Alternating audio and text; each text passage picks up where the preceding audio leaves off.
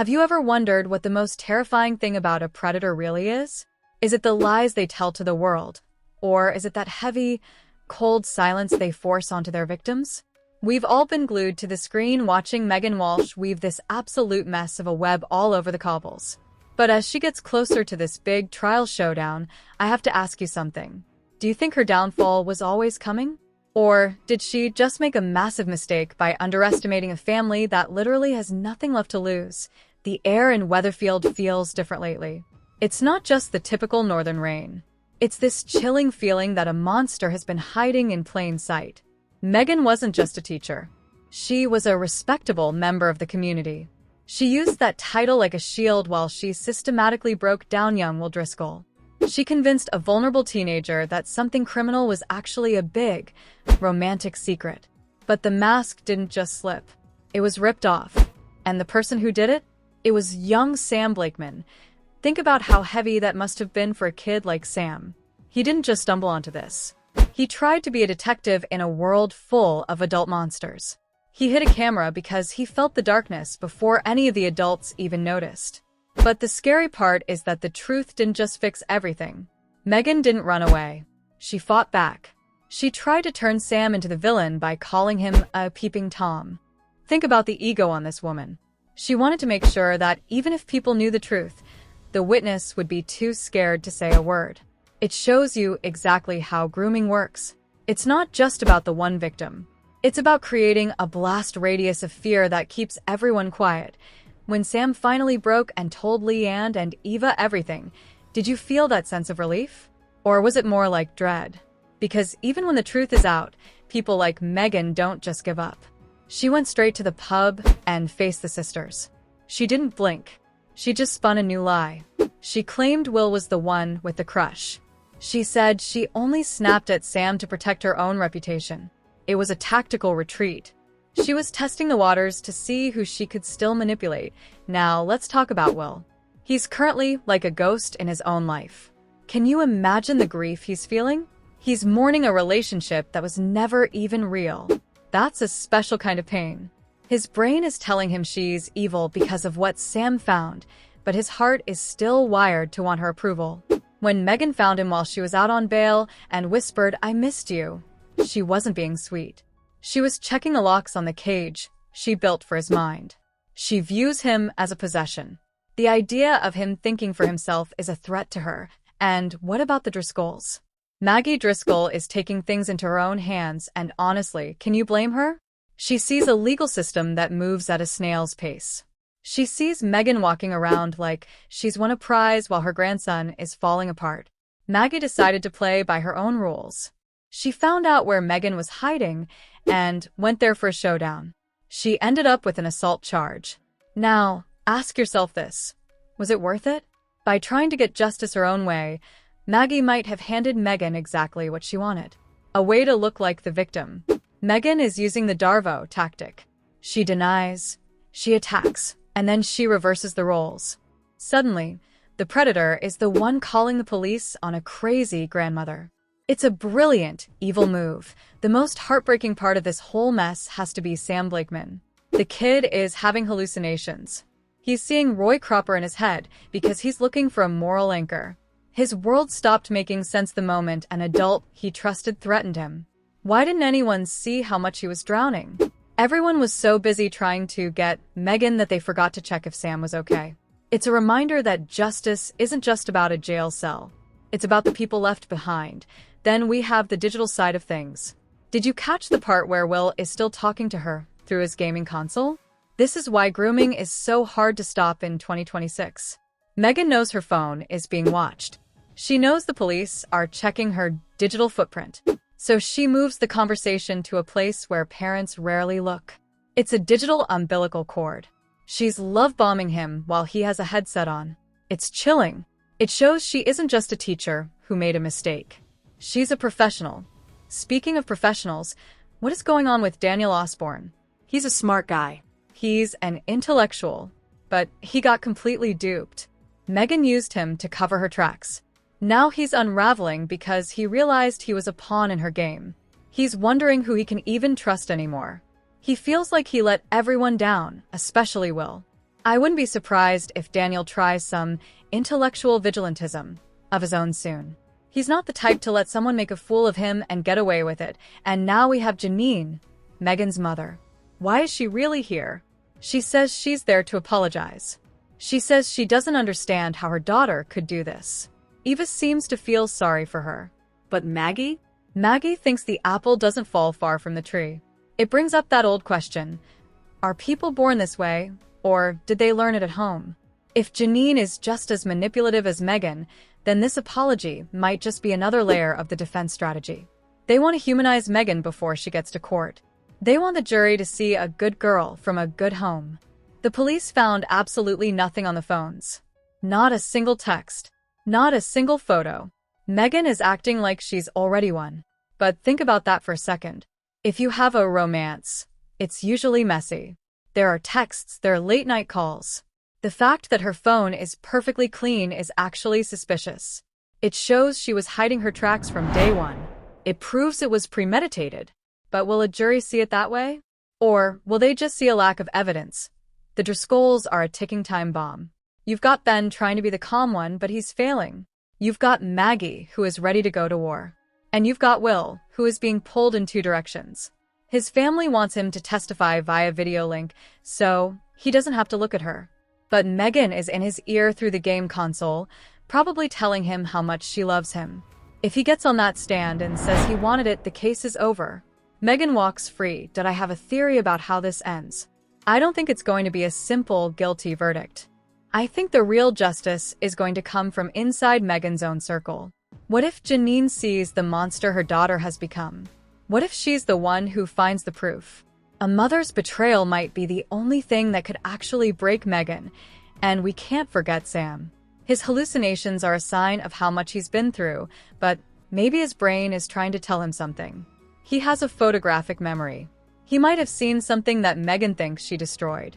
If that kid can find the strength to speak up one more time, he could be the one to end this once and for all. What do you think?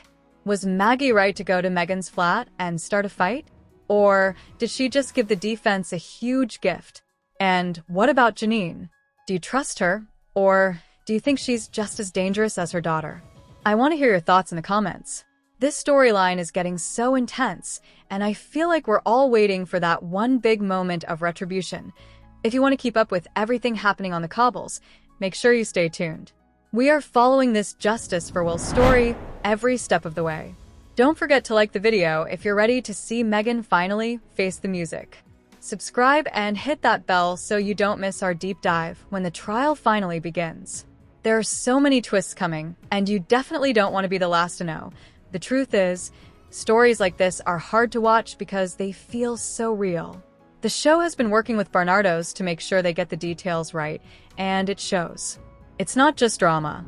It's a look at how predators operate in the real world. It makes you want to reach through the screen and help Will and Sam. But for now, we have to wait and see if the soap gods are going to deliver the justice we all want to see. Thanks for sticking with me through this breakdown. It's a lot to process, but that's why we love this show, right? It makes us think. It makes us feel. And it definitely makes us angry. I'll see you in the next one where we'll be talking about the fallout from the trial and whether or not Megan Walsh finally gets what's coming to her. Stay sharp, Weatherfield. Whether Maggie Driscoll was right to confront Megan Walsh is the central debate currently splitting the Weatherfield community as it pits the moral desperation of a grandmother against the cold, calculated maneuvers of a legal system that Megan is expertly exploiting. From a protective and emotional standpoint, Maggie felt she had no other choice. The sources highlight that she views the law as moving at a very slow pace and believes she operates by a set of rules that don't apply to the rest of the world. Her frustration peaked because the official investigation hit a brick wall. Forensic checks on Megan's and Will's phones turned up absolutely nothing suspicious, leaving Megan in a position of smug confidence.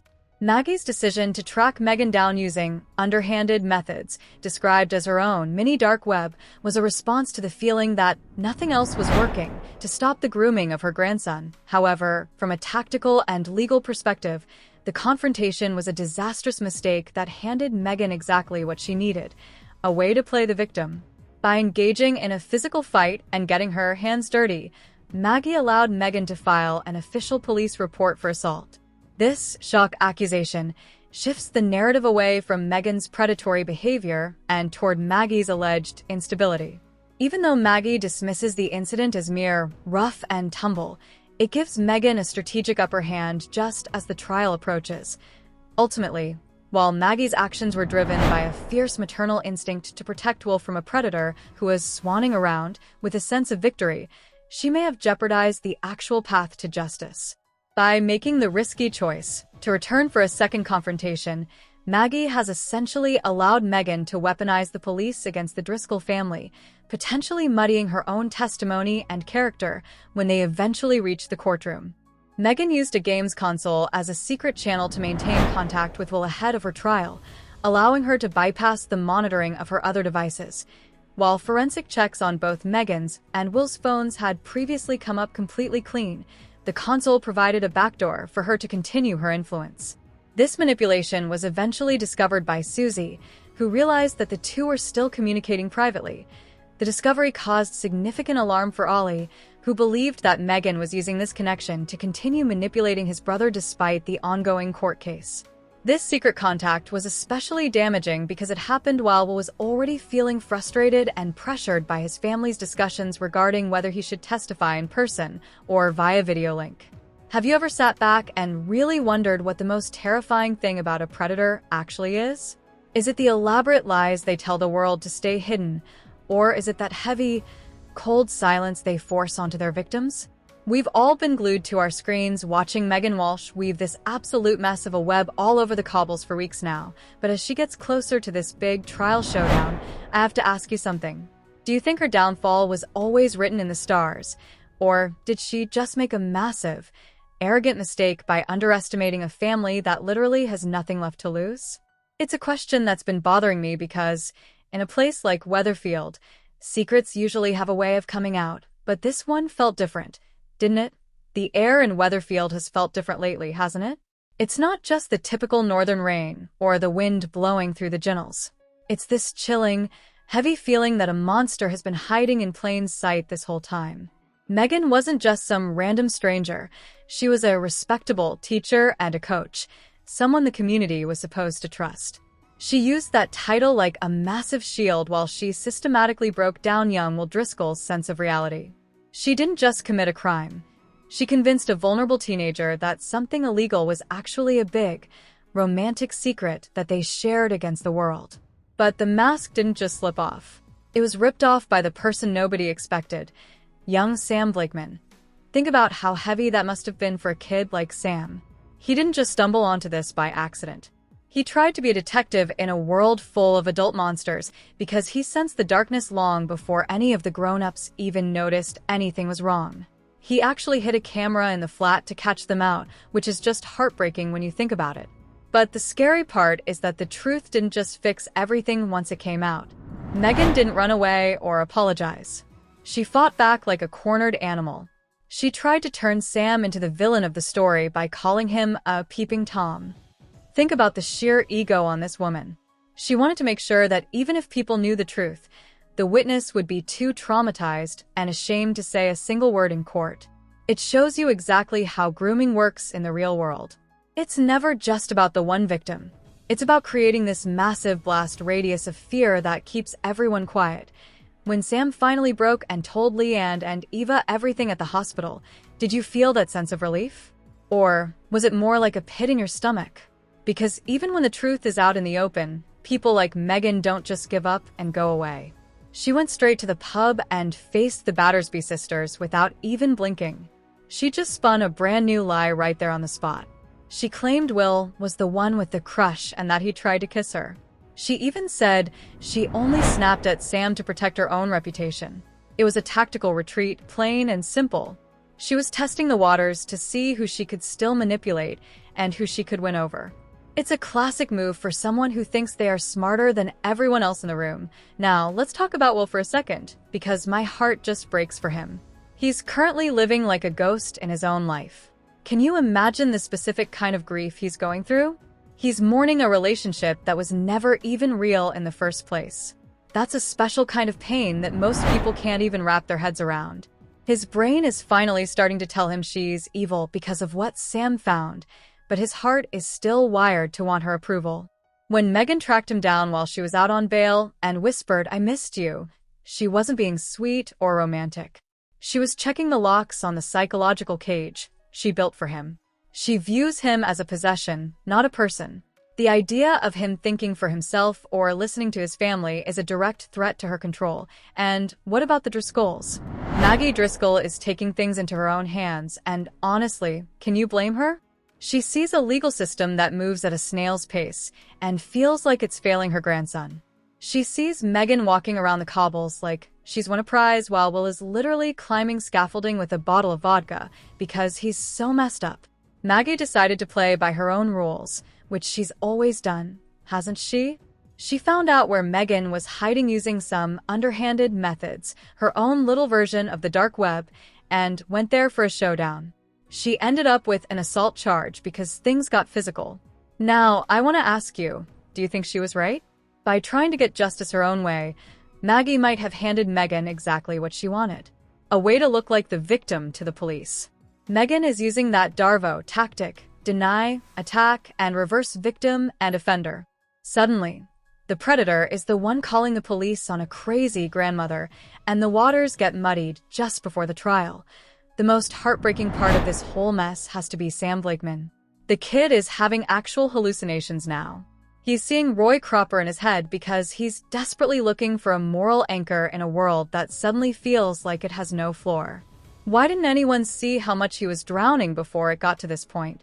Everyone was so focused on getting Megan that they forgot to check if the kid who blew the whistle was actually okay. It's a sobering reminder that justice isn't just about a jail cell or a court verdict.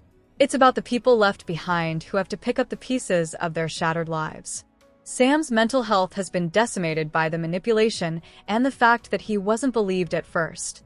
Then we have the digital side of things, which is just terrifying. Did you catch the part where Will is still talking to her through his gaming console? This is exactly why grooming is so hard to stop in 2026. Megan is smart. She knows her phone is being watched and that the police are checking every text and call. So what does she do? She moves the conversation to a place where parents and police rarely look. It's like a digital umbilical cord that she refuses to cut.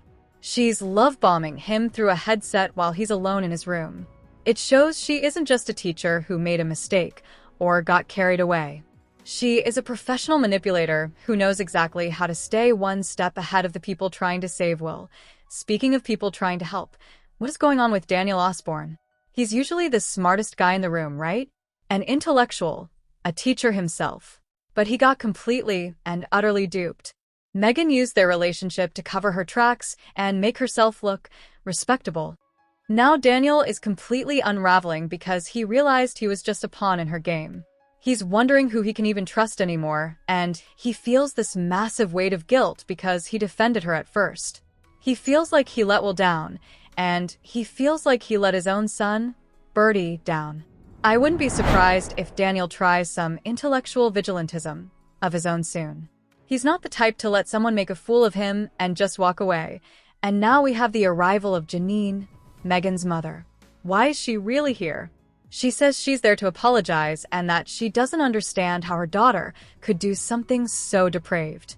Eva seems to feel sorry for her, thinking that sometimes good parents just have bad kids. But Maggie? Maggie isn't buying it for a second. She thinks the apple doesn't fall far from the tree. It brings up that old debate. Are people like Megan born with this darkness, or did they learn it at home? If Janine is just as manipulative as her daughter, then this whole apology tour might just be a calculated move by the defense. They want the jury to see a good girl from a supportive home instead of a predator. The police actually found absolutely nothing on the phones. Not a single incriminating text or photo. Megan is acting like she's already won the lottery because of that. But if you think about it, doesn't that make her look more guilty? In a real romance, people are messy. They leave a trail of late-night calls and stupid emojis. The fact that her digital footprint is perfectly, surgically clean is a massive red flag. It proves she was hiding her tracks from the very first day. It proves premeditation. But the big question is, will a jury see it that way? Or will they just see a lack of hard evidence and let her walk? The Driscoll family is basically a ticking time bomb right now. You've got Ben trying to be the calm, rational one, but you can see he's failing under the pressure. You've got Maggie, who is ready to go to actual war, even if it means going to prison herself. And then you've got Will, who is being pulled in a dozen different directions at once. His family is arguing about whether he should testify in person or via video link, and they're doing it without even asking him what he wants. He feels like a piece of evidence rather than a person. And all the while, Megan is in